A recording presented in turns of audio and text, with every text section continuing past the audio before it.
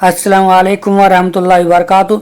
प्यारे दोस्तों, अगर अभी तक आपने हमारे चैनल को सब्सक्राइब नहीं किया तो चैनल को सब्सक्राइब कर ले और ऑल के बटन पर क्लिक कर दे ताकि हमारी आने वाली वीडियो का नोटिफिकेशन आपको मिलता रहे। और मैं भी थोड़ी देर कुछ जरूरी बातें आपकी समाअतों के हवाले करने की कोशिश करूंगा। अल्लाह अज़्ज़ व जल मुझे हक कहने और आप सबको हक सुनने की तौफीक अता फरमाए। इस वक्त पूरी दुनिया की सिचुएशन ये है कि जिस मजहब के मानने वाले लोग दुनिया में पाए जाते हैं, हर मजहब के मानने वालों का रिश्ता अपने मजहब से कमजोर हो रहा है। हम दूसरे मज़ाहिब के मानने वालों की जिंदगी का जायजा लेने की बजाय और पूरी कौम की जिंदगी का जायजा लेने की बजाय बल्कि इस वक्त जितने हजरात हाजिर हैं उन सब की जिंदगी का जायजा लेने की बजाय सेल्फ अपनी जिंदगी के अंदर झांक करके देखें कि हमारे वजूद पर दीन की कितनी हुकूमत कायम है और हमारी जिंदगी में दीन कितना अहम है। तो मैं ये कहने में किसी हद तक हक बजानिब हूंगा कि हर आने वाला दिन हमारा दीन से कमजोर होता हुआ रिश्ता दिखाई देता है। बल्कि आहिस्ता आहिस्ता सिचुएशन इतनी खराब होती जा रही है कि अब तो लोग ये कहते हैं पैदाइशी मुसलमान कि मौलाना दीन पर अमल करना डिफिकल्ट है और ये मुल्ला मौलवियों ने इतनी पाबंदी लगा दी है कि ये मत करो, वो मत करो, इधर मत खाओ, उधर मत खाओ, ये मत पियो। गोया हमारी जिंदगी की सारी आजादी को छीन लिया गया है। अब मैं आज ये समझाना चाहूंगा कि दीन की हमारी जिंदगी में कितनी जरूरत है। क्या हम दीन से अपने रिश्ते को कमजोर करके दुनिया में चैन की जिंदगी गुजार सकेंगे? हर मुल्क का ये दस्तूर होता है कि मुल्क में रहने वालों को अमन फराहम करने और अच्छी जिंदगी उनकी गुजरे उसके लिए कवानीन बनाए जाते हैं, दस्तूर बनाए जाते हैं, तरीका बनाया जाता है। मेरे प्यारे आका सल्लल्लाहु अलैहि वसल्लम के प्यारे दीवानों, सिर्फ एक सिग्नल को ले लीजिए, आप स्पीड को ले लीजिए तो कानून बनाया जाता है कि सिग्नल तोड़ोगे तो ये सजा होगी, इतना फाइन, स्पीड लिमिट अगर क्रॉस करोगे तो इतना फाइन।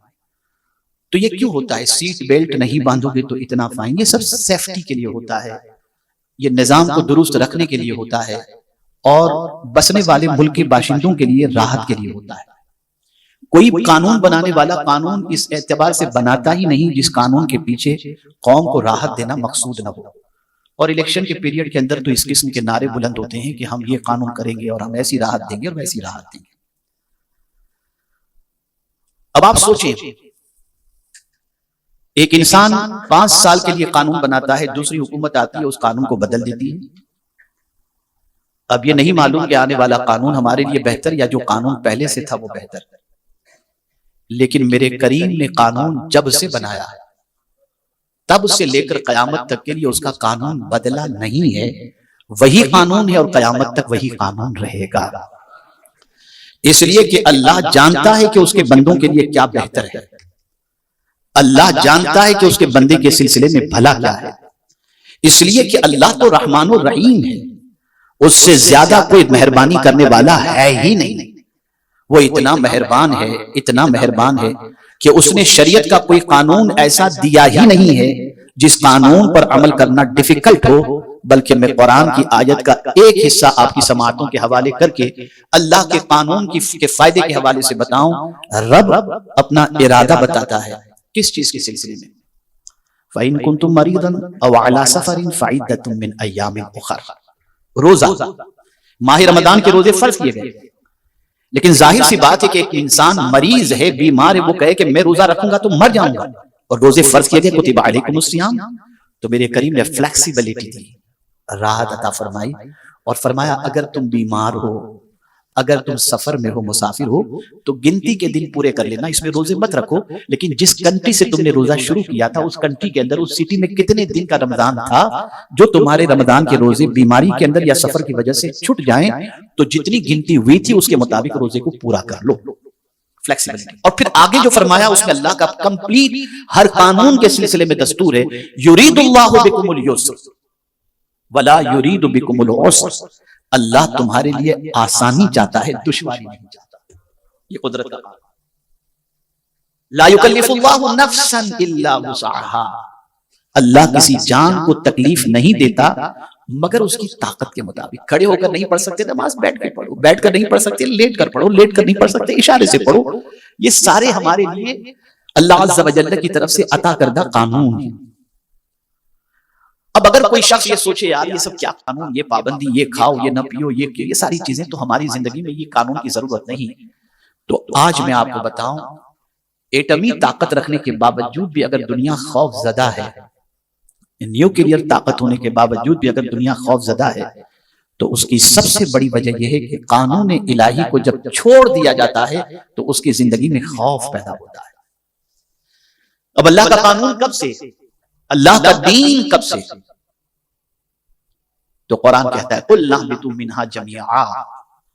جب حضرت آدم علیہ السلام اور حضرت حوا رضی اللہ تعالی عنہ کو اللہ نے ان کی ذریت کے ساتھ، ان کی پشت میں جو ذریت تھی اس کے ساتھ جب زمین پر آنے کا حکم دیا، سوچ لیجئے، غور کر لیجئے، پہلا انسان حضرت آدم، پہلے انسان، ان کی پسلی سے حضرت حوا تیار پیدا کی گئی. اور جب ان کو دنیا میں جیسے ہی بھیجا تو ایک چیز بتا دی فَإِمَّا يَأْتِيَنَّكُم مِّنِّي هُدًى فَمَن تَبِعَ هُدَايَ فَلَا خَوْفٌ عَلَيْهِمْ وَلَا هُمْ يَحْزَنُونَ. جب میری طرف سے تمہارے پاس ہدایت آ جائے، یعنی دین آ جائے، ہدایت آ جائے، تو جو کوئی بھی اس ہدایت کی پیروی کرے گا اللہ فرماتا ہے اس کو میں بے خوف کر دوں گا اور بے غم کر دوں گا. یہ ہے دین. جس کسی کی زندگی کے اندر دین آ جاتا ہے اور وہ دین کا پیروکار بن جاتا ہے تو اس کی زندگی سے سب سے پہلے اللہ جو چیز کو نکالتا ہے وہ فیوچر کا خوف اور پاسٹ کا غم. یہ دو چیزوں سے اس کو انسان اللہ عز و جل بری کر دیتا ہے.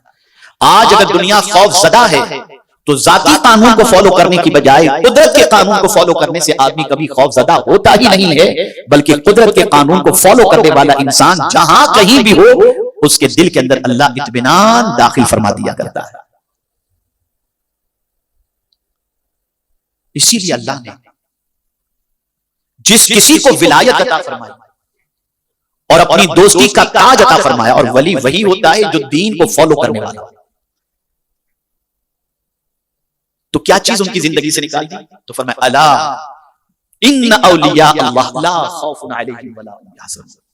آگاہ ہو جاؤ، اللہ کے ولیوں کو نہ کوئی خوف ہوتا ہے نہ کوئی غم ہوتا ہے، اس لیے کہ وہ پوری زندگی جو گزارتے ہیں اپنی طبیعت کے مطابق نہیں، نبی کی شریعت کے مطابق گزارتے ہیں.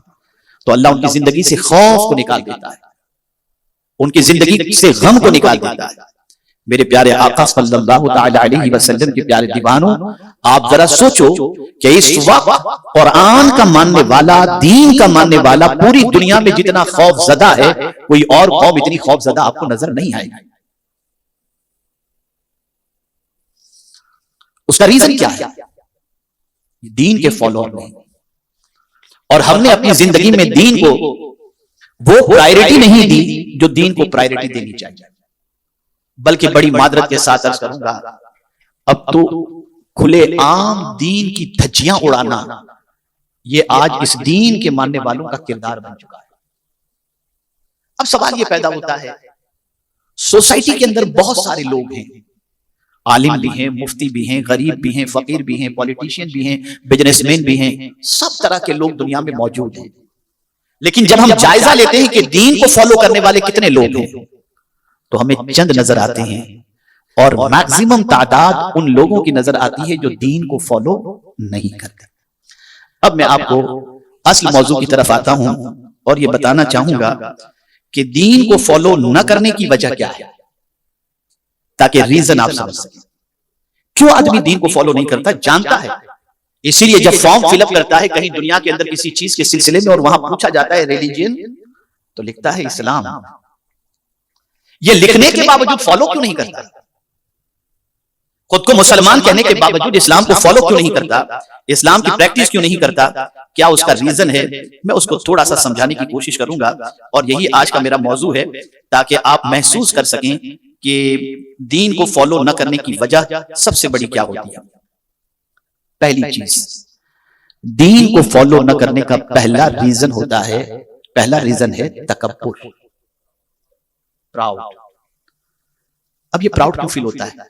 غور سے سنیے گا، بڑی تحقیق کے ساتھ انشاءاللہ جو میں نے مطالعہ اپنے اعتبار سے کیا ہے اس کا لب لباب آپ کے سامنے پیش کرا۔ تکبر، آپ مسجد میں زیادہ تر دیکھیں گے تو غریب آپ کو نظر آئے گا۔ امیر تو 2 رکعت کے لیے مصلی کاندھے پر جمعہ کو لٹکا کر کے آ جاتا ہے، 2 رکعت پڑھا اور بھاگا، اور وہ دیندار کو بھی دیکھتا ہے تو حقارت کی نظر سے دیکھتا ہے۔ آخر وہ دین کی طرف کیوں نہیں آتا؟ وہ دین کے قانون کو کیوں فالو نہیں کرتا؟ تو اس کے اندر ایک چیز ہوتی ہے، میرے پاس کس چیز کی کمی ہے؟ جس کے پاس کچھ نہ ہو وہ دین کو فالو کرے، میرے پاس تو سب کچھ ہے، مسجد میں وہ جائے، آستانوں پر وہ جائے، یہ سب وہ کرے جس کے پاس کچھ نہ ہو، میرے پاس تو سب۔ پراؤڈ۔ اب پراؤڈ کا انجام کیا ہے اسے سمجھیں۔ ایک ہے پراؤڈ اور ایک ہے گلٹی۔ کہیں دین کو فالو کرنے کے اندر آدمی گلٹی فیل کرتا ہے، ارے یار دنیا کیا سوچے گی، یہ سوچتا ہے، ارے یار مجھے بیکورڈ سمجھے۔ ایک مائنڈ سیٹ کیا جا رہا ہے پوری دنیا کے اندر کہ دین کو فالو کرنے والا انسان بیکورڈ اور دین کی دھجیاں اڑانے والا انسان اپر کلاس کا اور ماڈرن سمجھا جاتا ہے۔ اس کو ایک ایگزامپل کے ذریعے سمجھاؤں گا تو بات سمجھ میں آ جائے گی۔ جس قوم کا مزاج دین کے سلسلے میں یہ بن جائے کہ میں اگر دین کی پریکٹس کروں گا تو پتہ نہیں لوگ مجھے کیا سمجھیں گے، اور اس کی وجہ سے وہ دین کو فالو نہیں کرتا بلکہ دین کو فالو کرنے کے اندر شرمندگی محسوس کرتا ہے، تو وہ دین کی دعوت دوسروں تک کیسے پہنچائے گا؟ ایگزامپل کے ذریعے میں آپ کو بتاؤں، آپ بہت بڑے لوگوں کے ساتھ بیٹھے ہوئے ہیں اور آپ کو پانی پینا ہے، آپ کے ذہن کے اندر بات آتی ہے کہ بیٹھ کر 3 سانس میں پانی پینا حضور کی سنت ہے، لیکن بلینر ملینر بزنس مین سب موجود ہیں، آپ کے ہاتھ میں گلاس آیا، آپ نے ان بلینر کو دیکھا کہ وہ کھڑے ہو کر پی رہے ہیں، تو آپ سوچیں گے یار میں بیٹھ کر پیوں گا تو لوگ کیا سوچیں گے؟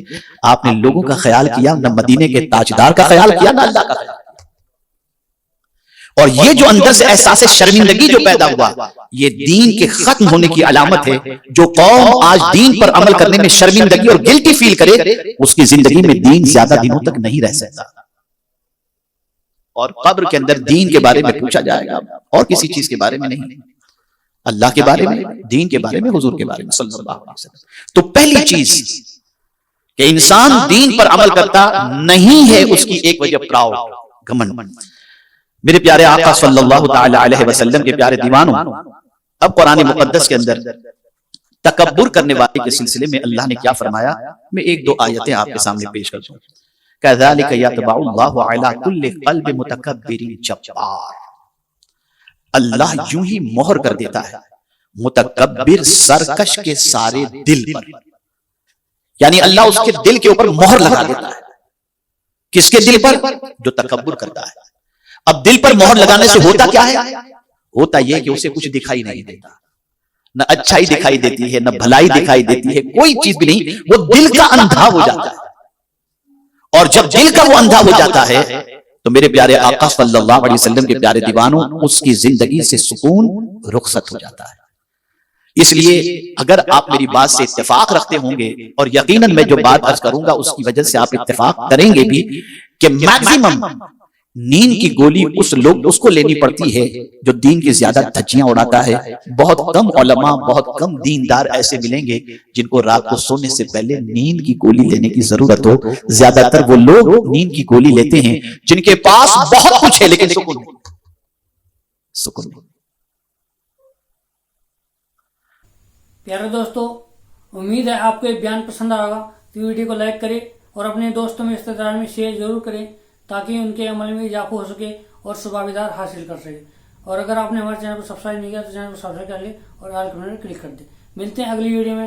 السلام علیکم ورحمۃ اللہ وبرکاتہ۔